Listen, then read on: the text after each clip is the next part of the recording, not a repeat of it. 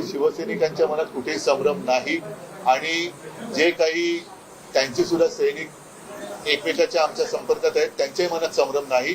तर माझं म्हणणं आहे की संदेश वगैरे देण्यापेक्षा आम्ही जी काय बातमी द्यायची ती बातमी देऊ.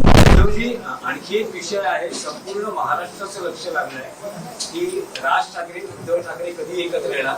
साथ दिली, प्रतिसादही सकारात्मक आहे, पण मनसेकडून सांगितलं जात आहे की युतीचा प्रस्ताव पाठवा. ठीक आहे ना, बघू ना जे महाराष्ट्राच्या जनतेच्या मनात आहे ते होईल.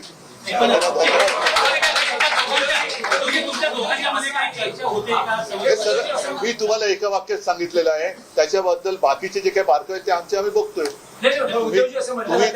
ऐका, आज पहिल्या प्रथम सुजाताताई परत त्यांनी प्रवेश घेतलेला आहे, आपल्या घरी आलेले आहेत. त्याच्यामुळे ती एक महत्वाची बातमी आहे. अशी हा त्यांचा परत घरी येण्याचा जो किंवा पुन्हा प्रवेश जो आहे तो तमाम तिथे गेलेल्या पण मनापासून शिवसैनिक असलेल्यांसाठी एक संदेश आहे.